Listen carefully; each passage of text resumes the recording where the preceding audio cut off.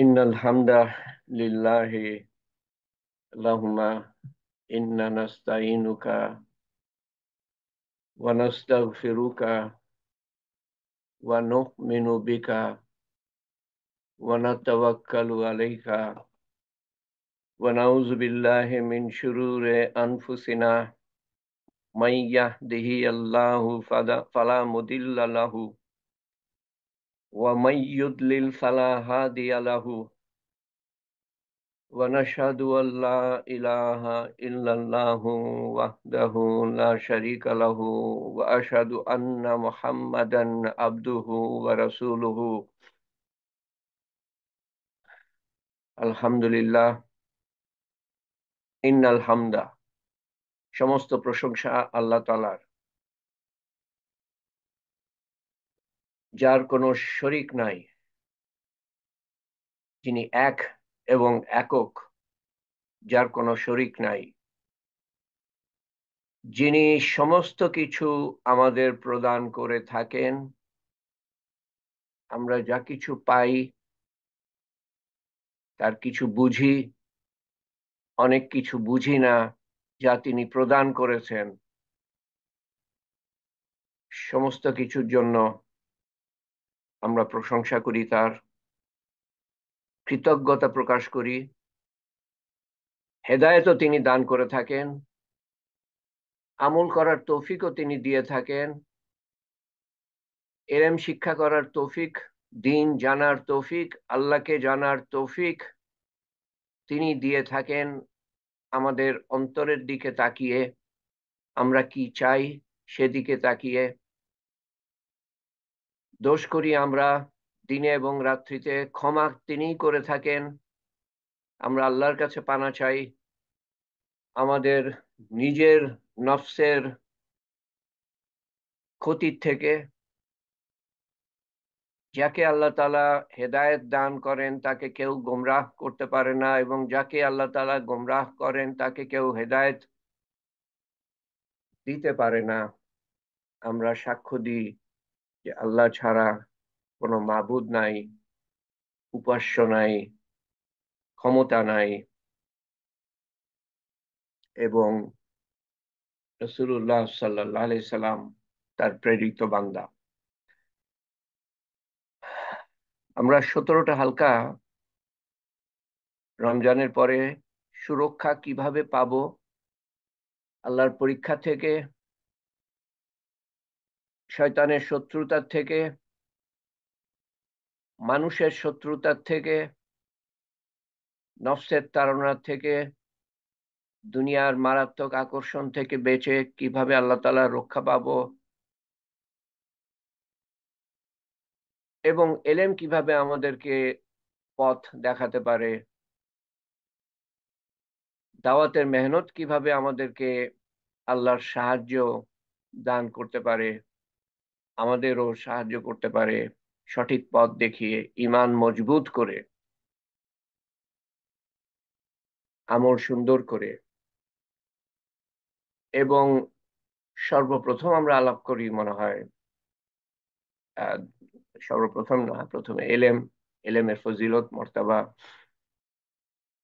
এবং তারপরে আহ, সুন্দর আচার আচরণ সম্বন্ধে আলাপ করি, তারপরে দাওয়াত সম্বন্ধে আলাপ করি, তারপরে পরীক্ষা, শয়তান, মানুষ বেশি শয়তান, তারপরে নফসের তাড়না এবং দুনিয়ার তুচ্ছতা।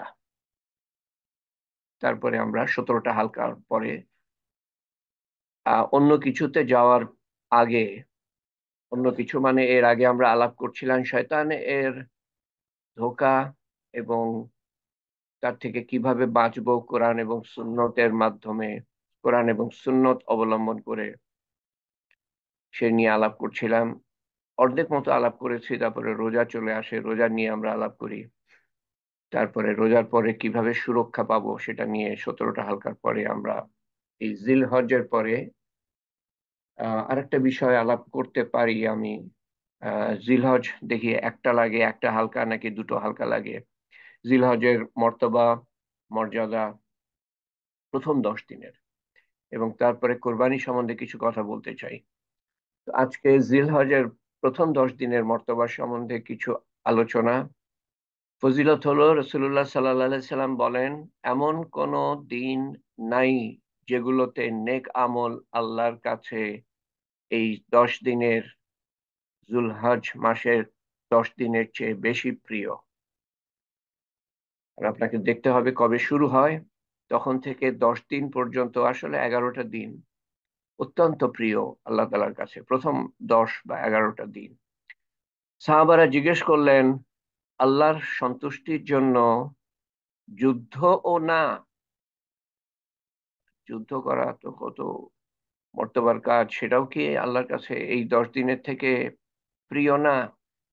রাসূলুল্লাহ সাল্লাল্লাহু আলাইহি সাল্লাম বলেন, এমন কোন দিন নেই যেগুলোতে নেক আমল আল্লাহর কাছে এই 10 দিনের, ওই একই একই পাতা আবার চলে আসছে। তো যুদ্ধ সম্বন্ধে কি বললেন? তিনি বললেন, এমনকি আল্লাহর সন্তুষ্টির জন্য যুদ্ধ করাও নয়, তবে একজন ব্যক্তির ক্ষেত্রে নয় যে যুদ্ধ করতে বেরিয়েছিল এবং সে নিজের ধন সম্পদ বিসর্জন দিয়ে শূন্য হাতে ফিরে আসে, এই ব্যক্তির আমল এর থেকে উত্তম, এই প্রথম 10 দিনের আমলের থেকে উত্তম, যে নিজের ধন সম্পদ বিসর্জন দিয়ে শূন্য হাতে ফিরে আসে। বুখারী, আবু দাউদ। আব্দুল্লাহ ইবনে কুরথ বর্ণনা করেন যে রাসূলুল্লাহ সাল্লাল্লাহু আলাইহি সাল্লাম বলেছেন, আল্লাহর কাছে সর্বশ্রেষ্ঠ দিন হলো কোরবানির দিন, জিলহজের 10ম দিন, যেটা ঈদের দিন, এবং বিশ্রামের দিন, তার মানে পরের দিন, তার মানে 11ই জিলহজ, তাহলে 11টা দিন হয়ে গেল। ইবনে আব্বাস রাদিয়াল্লাহু আনহু বর্ণনা করেন যে রাসূলুল্লাহ সাল্লাল্লাহু আলাইহি সাল্লাম বলেছেন, আল্লাহর কাছে এমন কোনো দিন নেই যেগুলোতে সৎ কাজ তার কাছে জুলহজের 10 দিনের চেয়ে বেশি প্রিয়। অন্য অন্য দিনের সৎ কাজের থেকে জিলহজের 10 দিনের সৎ কাজ সবচেয়ে বেশি প্রিয়। তাই এই সময় সুবহানাল্লাহ, আলহামদুলিল্লাহ, লা ইলাহা ইল্লাল্লাহ পাঠ করুন, সেই সাথে প্রচুর পরিমাণে আল্লাহু আকবার, সুবহানাল্লাহ, আলহামদুলিল্লাহ, লা ইলাহা ইল্লাল্লাহ, আল্লাহু আকবার প্রচুর পরিমাণে প্রথম তারিখ থেকে। আমাদের সমাজের রেওয়াজের মধ্যে আসে নাই এখনো, আমরা খালি ওই 5টা দিন যখন পড়া ওয়াজিব তখনই পড়ি।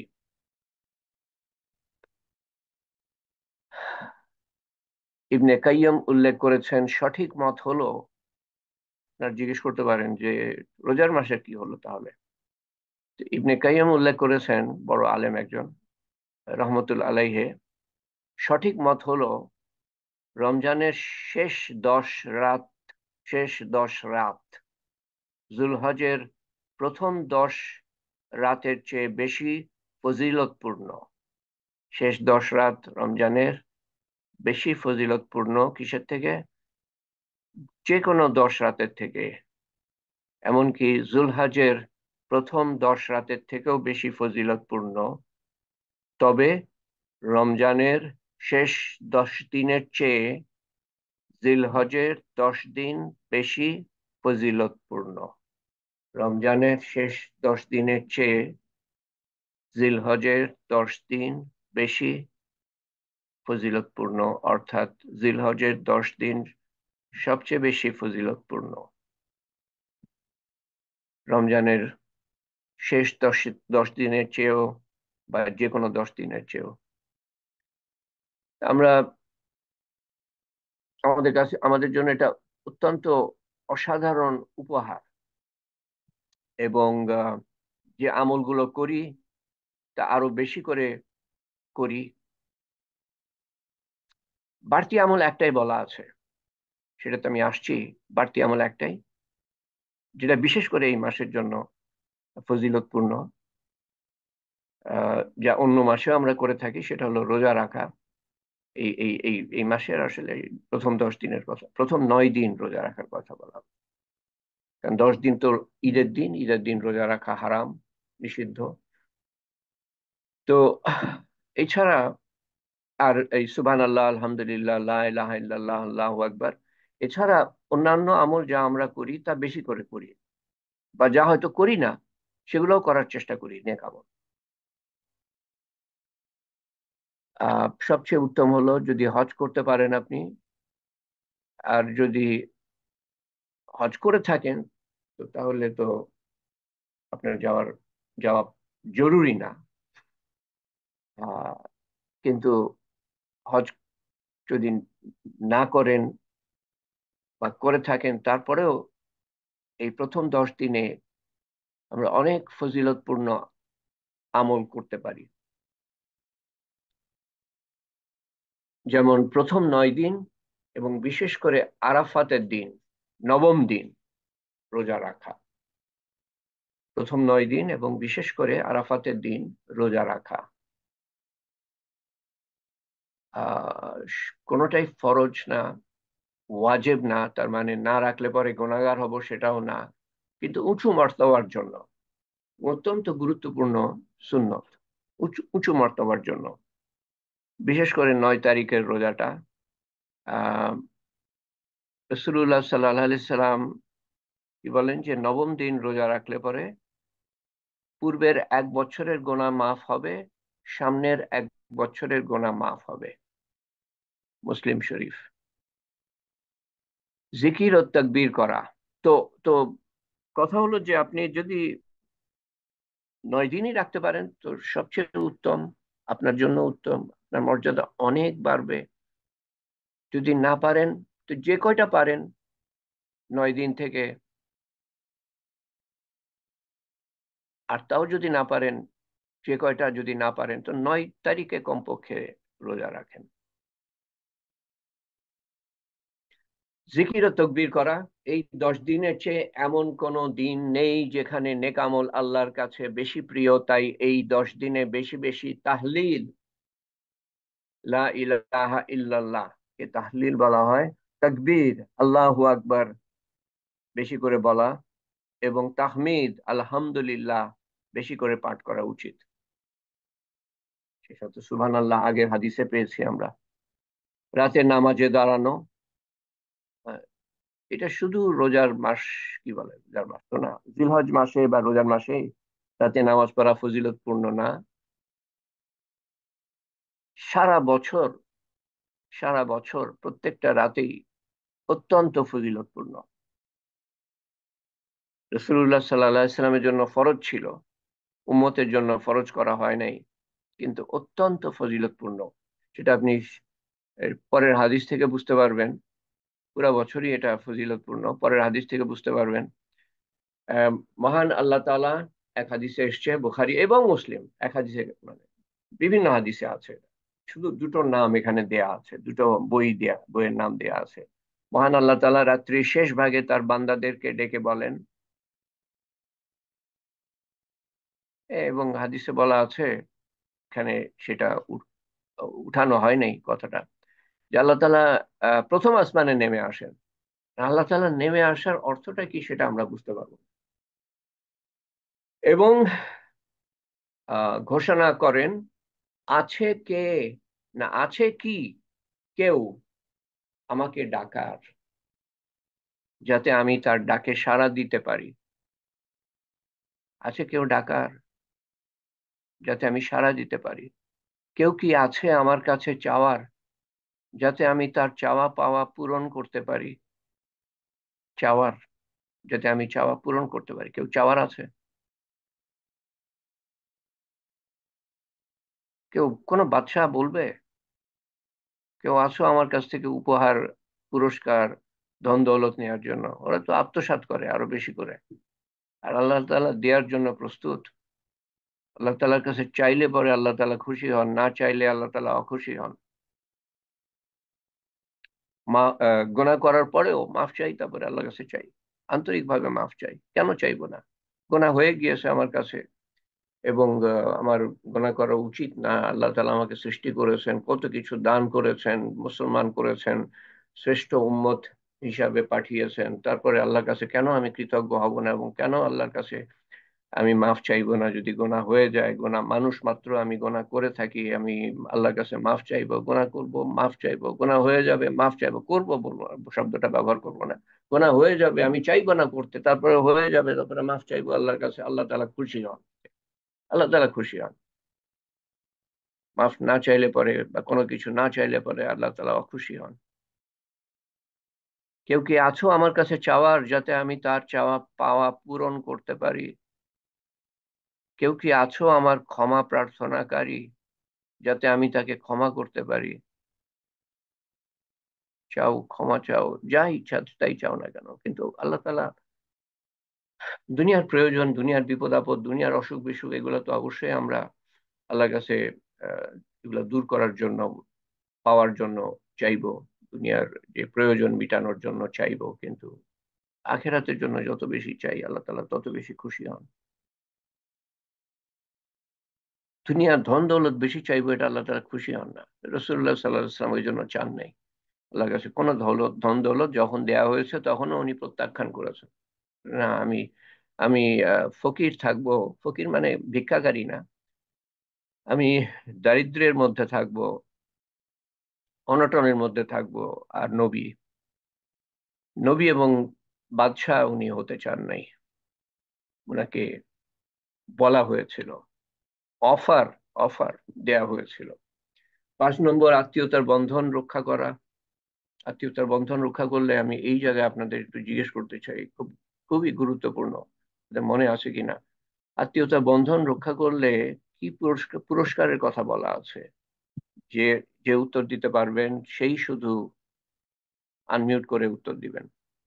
আত্মীয়তার বন্ধন রক্ষা করলে, আত্মীয় চাচ্ছেন আমার সাথে বন্ধন রক্ষা করতে, কিন্তু আমি আমি রক্ষা করার চেষ্টা করছি, কি পুরস্কারের কথা বলা আছে?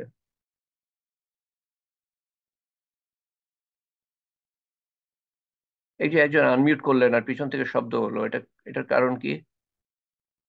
কথাও বললেন না আপনি, কিন্তু আনমিউট করলেন আপনি।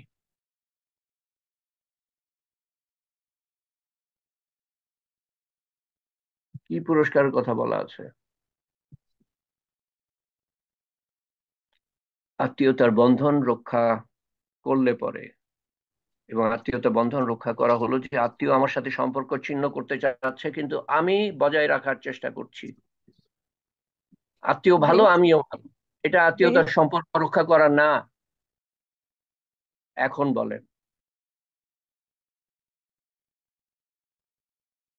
কি পুরস্কারের কথা বলা আছে?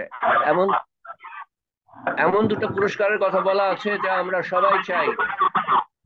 এটা কোত্থেকে কি হলো? জান্নাত দিবেন।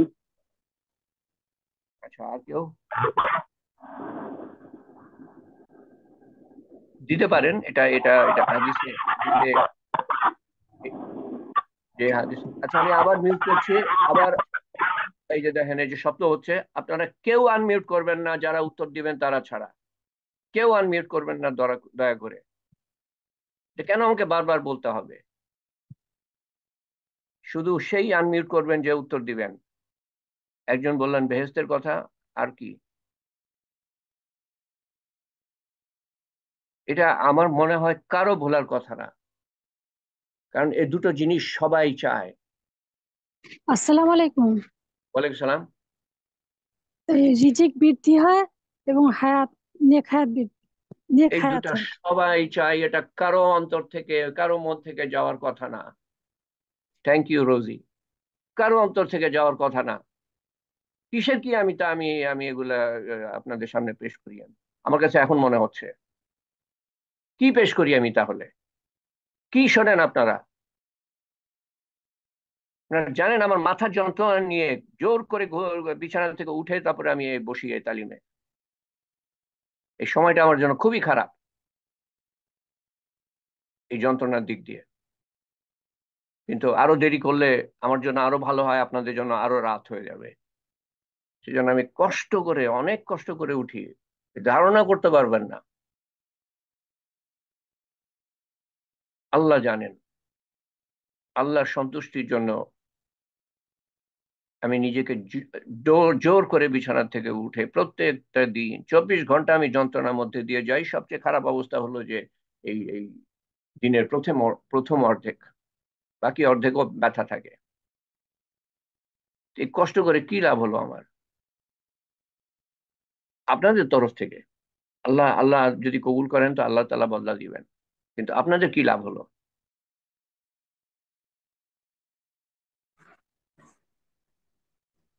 আসসালামু আলাইকুম স্যার। না, উত্তর তো দেয়া হয়ে গেছে পারভিন আক্তার। আর কি, আর কি বলতে চাও? রোজ কিয়ামতের দিন নবী সাল্লাল্লাহু আলাইহি সাল্লামের কাছ থেকে জান্নাতুল ফেরদৌসের চাবি নিয়ে যাবে। এটা হলো যে কারোর সাথে, যে কোনো কারোর সাথে আমি ঝগড়াইতে গেলাম না। ওই যে কি বলে, হ্যাঁ এটাও বলা আছে, ইয়েস দ্যাটস ট্রু, এটাও বলা আছে। আত্মীয়তার সম্পর্ক বজায় রাখলাম, বা বা জোড়া দেওয়ার চেষ্টা করলাম। দ্বিতীয়ত, কেউ আঘাত করলো আমি মাফ করলাম, কেউ দুঃখ দিল আমি মাফ করলাম। আর তৃতীয়ত, কেউ তার দায়িত্ব পালন করলো না, আমি আমার দায়িত্ব পালন করলাম। হ্যাঁ ওটাতে আছে, ইয়েস, ইয়েস, থ্যাংক ইউ। আচ্ছা, তো যে হাদিসটা রোজি আমাদেরকে বললো সেটা হলো যে যে আত্মীয়তা বন্ধন রক্ষা করা সর্বোত্তম কাজ, রাসূলুল্লাহ সাল্লাল্লাহু আলাইহি সাল্লাম বলেছেন। কেন এটা আমাদের জন্য সর্বোত্তম কাজ? আমাদের লাভের জন্য। উনি কি বলেছেন? যে ব্যক্তি চায় তার রিজিক বৃদ্ধি হোক এবং তার আয়ু বৃদ্ধি হোক, সে যেন আত্মীয়তার বন্ধন বজায় রাখে। এটা একটা আমল হিসাবে বলা হয়েছে, একটা আমল। আর আর ওই যেটা পারভিন আক্তার বললো সেটা হলো যে তিনটে আমল যে করবে, সে আমার কাছে কিয়ামতের দিন জান্নাতুল ফেরদৌসের চাবি নিয়ে যাবে, এবং তার মধ্যে সুন্দর আচার আচরণ সবই থাকবে। কি মানুষ বা আত্মীয় ভাঙতে চায় সম্পর্ক, আর তুমি জুড়তে চাও। মানুষ আহ, তার দায় দায়িত্ব পালন করলো না, তুমি তোমার দায় দায়িত্ব পালন করলা। এবং মানুষ আঘাত করলো, তুমি মাফ করলে। দুঃখ দিল, তুমি মাফ করলে। এই তিনটের কথা একসাথে বলা আছে ওখানে। সে কিয়ামতের দিন আমার কাছে জান্নাতুল ফেরদৌসের চাবি নিয়ে নিয়ে যাবে। কিন্তু আত্মীয়তার সম্পর্ক একক আমল হিসাবে, এই যে হাদিস একাধিকবার বলেছেন, কারণ অত্যন্ত জরুরি দুটো, মানে আমাদের যে জন্য জরুরি। আমরা রিজিক বৃদ্ধি হোক সেটা চাই, ওসব বৃদ্ধি হবে, হিসাবও দিতে হবে, সেটাও মনে রাখবেন। এবং আয়ু বৃদ্ধি হোক, নেক আয়ু যেন বৃদ্ধি হয়। আয়ু বৃদ্ধি যদি হয় তো নেক আমল আমল নেক হায়াত যেন আল্লাহ তাআলা দান করে, নেক হায়াত। তো আত্মীয়তার বন্ধন রক্ষা করার চেষ্টা করি, শুধু এই সময় না, এটা তো সব সময়কার জন্য, সব সময়ের জন্য গুরুত্বপূর্ণ। 6 নম্বর, আন্তরিকভাবে অনুতপ্ত হই, আল্লাহর কাছে মাফ চাই কোনো গুনাহ হয়ে গেলে পারে। কারণ এই 10 দিন যেমন গুরুত্বপূর্ণ, তার অর্থ হলো যে সওয়াব, নেকির সওয়াব যেমন বেশি পাবেন, গোনা করলে পরে আহ গোনাও বেশি গুণে গুণিত হবে, গোনাও বেশি হবে। সহজ সরল। তো গোনা যদি হয়ে যায়, মাফ চাই অনুতপ্ত হয়ে। প্রথমত বুঝতে হবে যে আমি গোনা করেছি, দ্বিতীয়ত অনুতপ্ত হতে হবে, আহ, এবং সেই তৃতীয়ত সেই গোনার জন্য অনুতপ্ত মানে অনুশোচনা আসতে হবে, এবং আল্লাহর কাছে অঙ্গীকার করতে হবে যে আল্লাহ আমি আর করব না, তুমি মাফ করে দাও আল্লাহ। আল্লাহ আমি আর করবো না, তুমি মাফ করে দাও আল্লাহ। তুমি মাফকারী, তুমি মাফ না করলে আমি ধ্বংস হয়ে যাব। এভাবে অনুনয় বিনয়ের সাথে আল্লাহর কাছে মাফ চাওয়া, তুমি মাফ করে দাও। এটা হলো তওবা করা। আবার হয়ে গেল, শয়তান কিন্তু ধোঁকা দিবে, এই এটা না করলে তো তোর চলবে না। তুই মজা লুটে নে, আল্লাহ তাআলা ক্ষমাশীল, আল্লাহ তাআলা মাফ করে দিবেন।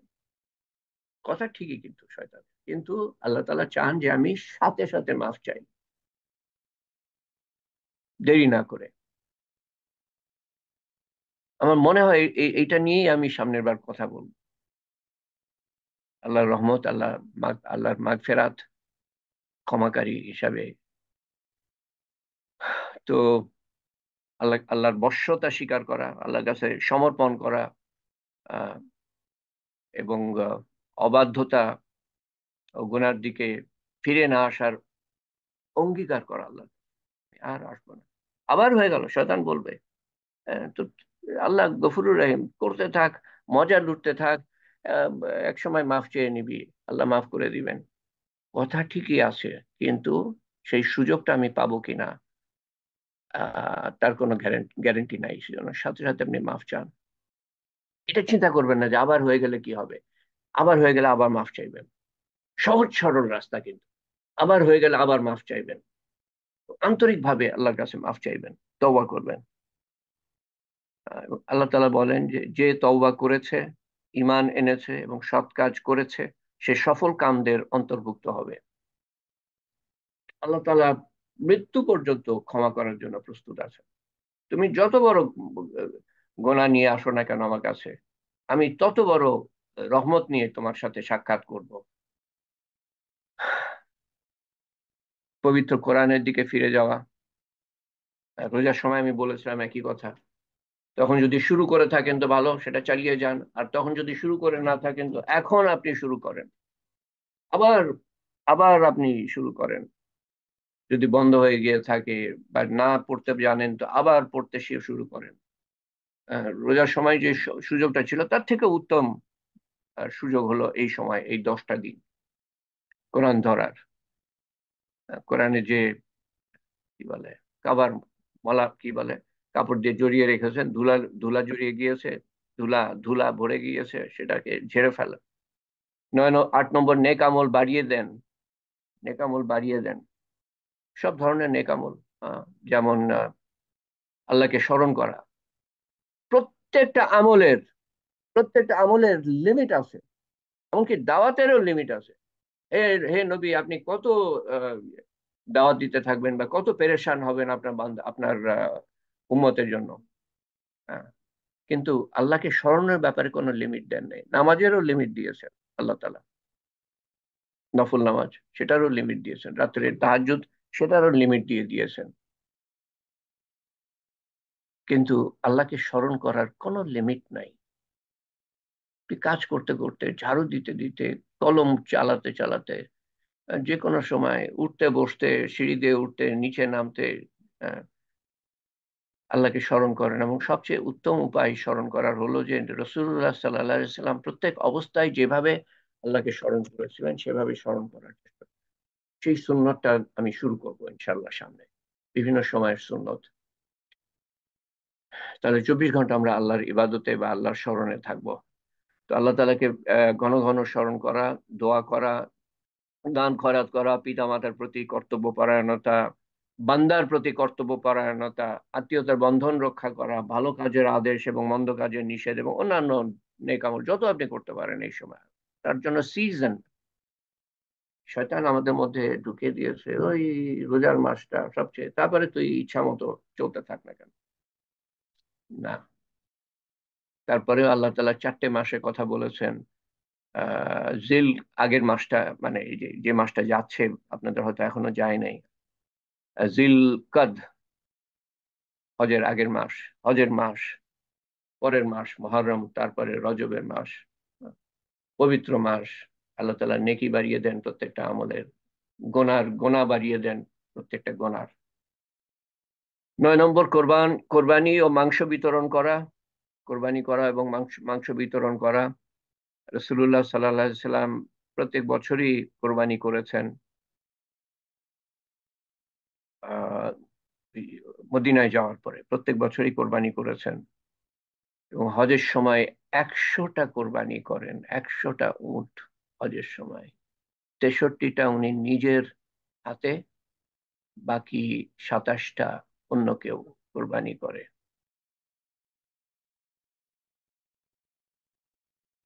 সেই কোরবানির কথা আল্লাহ তাআলা, অদ্ভুত একটা আয়াত আছে কোরআন শরীফে, ইন্না, আউযু বিল্লাহি মিনাশ শাইতানির রাজিম, ইন্না আতাইনাকাল কাউসার ফাসাল্লি লিরাব্বিকা ওয়ানহার। আমি আপনাকে কাউসার দান করেছি এবং আপনি আল্লাহর জন্য নামাজ পড়েন এবং কোরবানি করেন। নামাজ এবং কোরবানি বলা হচ্ছে দ্বিতীয় আয়াতে। তো এমন সময় বলা হচ্ছে যখন রসুল্লাহ সাল্লাহ সাল্লামের কোরবানি করার ক্ষমতাই ছিল না, এমন সময় বলা হচ্ছে, নবুয়তের প্রায় শুরুর দিকে। চারিদিক দিয়ে উনি রিক্ত, তারপরে মনক্ষুণ্ণ, দাওয়াত কবুল করে না, ইত্যাদি ইত্যাদি। টাকা পয়সা শেষ হয়ে যাচ্ছে, ওনার স্ত্রীর টাকা ওনাকে দিয়েছেন, যত ইচ্ছা খরচ করেন আপনি। বিবি খাদিজা রাদিয়াল্লাহু আনহুর ধন সম্পদ, সন্তান মারা গিয়েছে একজন, তারপরে দ্বিতীয় জন অল্প বয়সে, 1 থেকে 2 বছর বয়সে। তো ওই সময় উনি খুবই মনক্ষুণ্ণ এবং মনে নিম্ন চাপ, ডিপ্রেশন। তখন এই আয়াতটা নাজিল করা হয়, ইন্না আতাইনা কাল কাউসার, নিশ্চয়ই আল্লাহ তাআলা আপনাকে কাউসার দান করেছেন। এবং এই সূরার উপরে আমরা কয়টা দিন, কমপক্ষে 3টে তালিমের হালকা করেছি আগে। 3টে হালকা, একটা 3 আয়াতের 3 আয়াতের সূরা, সূরার উপরে। তো দ্বিতীয় আয়াতে আল্লাহ তাআলা বলছেন, এমন এক সময় যে নামাজ কায়েম করো, নামাজ পড়ো আল্লাহর, ফাসাল্লি লিরাব্বিকা ওয়ানহার, আল্লাহর জন্য নামাজ পড়ো এবং কোরবানি করো। কোরবানি করার কোনো ক্ষমতাই নেই, সেই কোরবানি উনি করেছেন যখন আল্লাহ তাআলা প্রাচুর্য দান করেছেন। কাউসার মানে হলো প্রাচুর্য, একটা অর্থ হলো যে আল্লাহ তাআলা আপনাকে প্রাচুর্য দান করেছেন, তখনও করেন নাই, কিন্তু আল্লাহ বলছেন করেছেন, করে দিয়েছেন। তো সেই কোরবানি উনি করেন প্রত্যেক বছরই, যখন মদিনায় যান তখন থেকে শুরু করেন। এবং হজের সময় কোরবানির সম্বন্ধে সামনের বার ইনশাআল্লাহ আমরা আলাপ করব। কোরবানির গুরুত্ব, তাৎপর্য এবং কিছু নিয়মাবলী, কিছু নিয়ম কানুন সামনের বার সোমবারে, এটারই দ্বিতীয় হালকা হবে। তো তো রসুল্লাহ সাল্লাহ সাল্লাম তখন ওই আল্লাহর ওই ওই কথাটা তখন ফলিত হয়।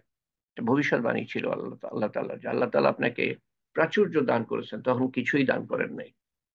তবে হ্যাঁ, নবী নবী করেছেন, এটাই তো যথেষ্ট। শ্রেষ্ঠ নবী করেছেন, তখন তো উনি শ্রেষ্ঠ নবী। আহ তো 100টা কোরবানি করেন তখন। তো নামাজ এবং কোরবানি একসাথে উল্লেখিত তখন এই সূরা কাউসারের মাধ্যমে।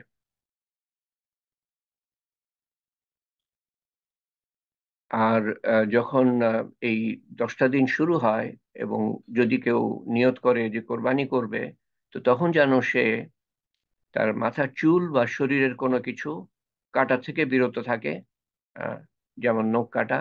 আরেকটা হাদিসে বলা আছে, মুসলিম শরীফের হাদিস, যখন তোমরা জিলহজের চাঁদ দেখবে এবং তোমাদের মধ্যে কেউ কোরবানি করার নিয়ত করবে, তখন সে যেন তাদের চুল কাটা বা নখ কাটা থেকে বিরত থাকে।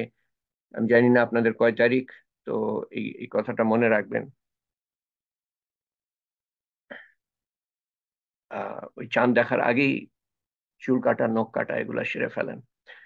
তাশরিকে তাকবীর শুরু করা, যদিও সাধারণভাবে এই 10 দিনের প্রচুর পরিমাণ তাকবীর পাঠ করা বাঞ্ছনীয়, তবে 9 তারিখের ফজর থেকে তাশরিকের দিন শেষ হওয়া পর্যন্ত, তার মানে 13 তারিখের আসর পর্যন্ত, প্রত্যেক নামাজের পর অন্তত একবার উচ্চ স্বরে, নামাজের পর একবার উচ্চ স্বরে তাকবীর পাঠ করা ওয়াজিব, না হলে গুনাহগার। আর 3বার হলো সুন্নত। তো 9 তারিখের ফজর থেকে 13 তারিখের আসর পর্যন্ত 5টা দিন হয়। এবং যেটা যেটা আমাদের পড়তে বলা হয়েছে সেটা হলো যে আল্লাহু আকবার, আল্লাহু আকবার, লা ইলাহা ইল্লাল্লাহু, ওয়াল্লাহু আকবার, আল্লাহু আকবার, ওয়ালিল্লাহিল হামদ। আমি এটা পোস্ট করে দিব যাতে আপনারা সঠিকটা জানতে পারেন। 9 তারিখের ফজর থেকে 13 তারিখের আসর পর্যন্ত ঈদের নামাজে উপস্থিত হওয়া, ঈদের নামাজ পড়া হলো সুন্নত। হানাফি মাযহাবে এটাকে ওয়াজিব বলা হয়। ঈদের নামাজ পড়া হলো ওয়াজিব। আল্লাহর শুকরিয়া আদায় করা, আল্লাহর ইবাদতের সবচেয়ে বড় ধরন হলো গভীরভাবে, আন্তরিকভাবে এবং ক্রমাগত তার শুকরিয়া আদায় করা।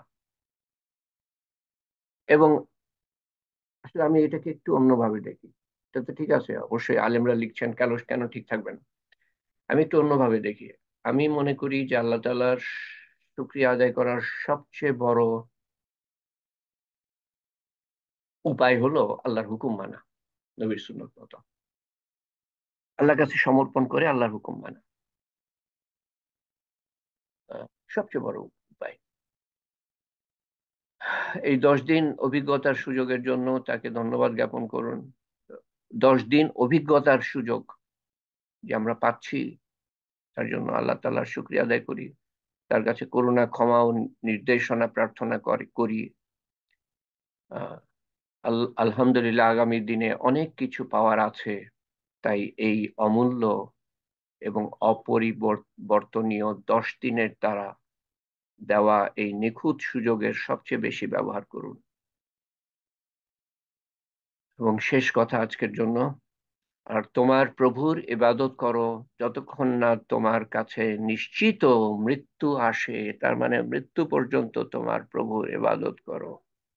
আল হিজর, মৃত্যু পর্যন্ত আল্লাহর ইবাদত করো, শুকরিয়া আদায় করতে থাকো, আখেরাতের জন্য কামাই করতে থাকো, শেষ শেষ মুহূর্ত পর্যন্ত। আমাকে আজকে তাড়াতাড়ি শেষ করতে হবে বিশেষ কারণে, তাই আমি একটু আগে শেষ করলাম। আমার ভয় হচ্ছে যে আমি সব নাম পড়তে পারবো কিনা, যাদের জন্য আমাদের দোয়া করা উচিত। এক আপা দোয়া চেয়েছেন, আল্লাহ তাআলা ওনাকে সুস্থ রাখেন, আহ ঈশিতাকে সুস্থ রাখেন, আব্দুল কাদেরের নাতনিকে আল্লাহ তাআলা সুস্থ রাখেন, বেগম মুসাদ্দিকের নাতিকে আল্লাহ তাআলা সুস্থ করে দেন, নেমুর রহমানের মাতাকে আল্লাহ তাআলা সুস্থ রাখেন, শাহাদাতকে আল্লাহ তাআলা সুস্থ করে দেন, এবং সালমা খাতুন মিনুকে আল্লাহ তাআলা সুস্থ রাখেন, শাহিদা বেগমকে আল্লাহ তাআলা সুস্থ রাখেন, রোজি, রেশমা, ডক্টর কানিজ হাসিনা, ছবি আপা, হাসনা বেগম, আহ শিউলি কাদের, হাবিবুর রহমান, তুলি, সব ক্যান্সার পেশেন্ট চিকিৎসা হয়ে গিয়েছে বা হচ্ছে, দু একজনের হচ্ছে এখনো। আল্লাহ তাআলা যেন সম্পূর্ণ তাদেরকে সুস্থ রাখেন। মাসিদুর রেজা এবং নাসিমা আক্তার বুলি ডায়ালিসিস পেশেন্ট, আল্লাহ তাআলা এদেরকে হেফাজত করেন। আরিফিন আহমেদ 7 বছর 6 বছর হাসপাতালে, আল্লাহ তাআলা তার প্রতি অতি সদয় হন। জনাব নাসিরউদ্দিন আহমেদকে আল্লাহ তাআলা ওনার প্রতি সদয় হন। ফায়াজ আহমেদের প্রতি সদয় হন। ইমতাজ আহমেদ, জনাব এনামুল হক সাহেবের প্রতি সদয় হন।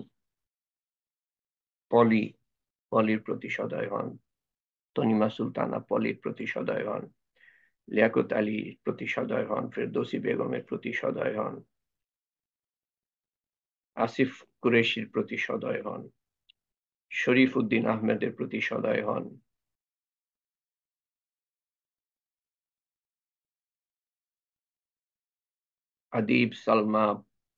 আদিবের প্রতি সদয় হন, সালমা পারভিনের সন্তান।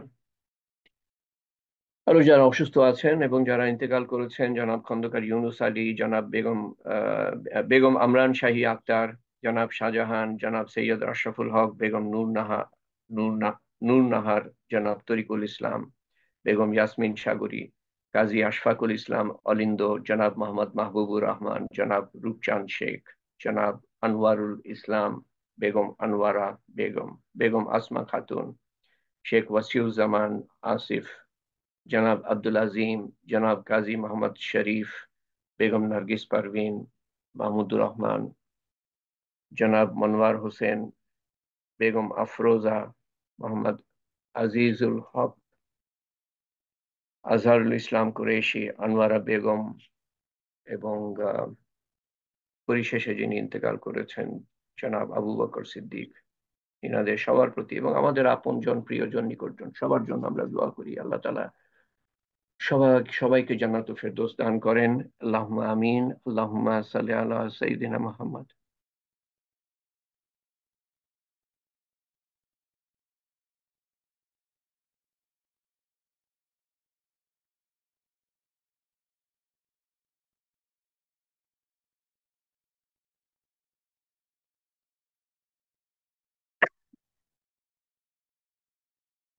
লা আল্লাহুম্মা সাল্লি আলা সাইয়্যিদিনা মুহাম্মদ। লা ইলাহা ইল্লাল্লাহুল হালিমুল কারীম। সুবহানাল্লাহি রাব্বিল আরশিল আযীম ওয়ালহামদুলিল্লাহি রাব্বিল আলামিন।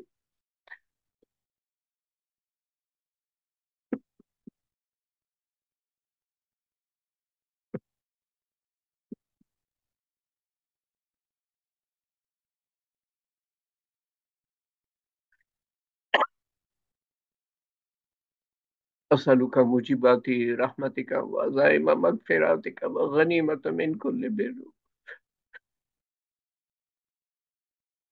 وسلامة من كل إثم، لا تدع لنا ذنبا إلا غفرته ولا هما إلا فرجته ولا مريضا إلا شفيته ولا دينا إلا كزيته ولا مجاهدا إلا نصرته ولا مظلوما إلا نصرته ولا مسلما إلا رحمته ولا حاجة هي لك رضا إلا كزيتها يا أرحم الراحمين يا أرحم الراحمين يا أرحم الراحمين. اللهم أسألك من خير ما سألك منه نبيك محمد صلى الله عليه وسلم، ونعوذ بك من شر ما استعاذك منه نبيك محمد صلى الله عليه وسلم. أنت المستعان وعليك البلاغ ولا حول ولا قوة إلا بالله العلي العظيم.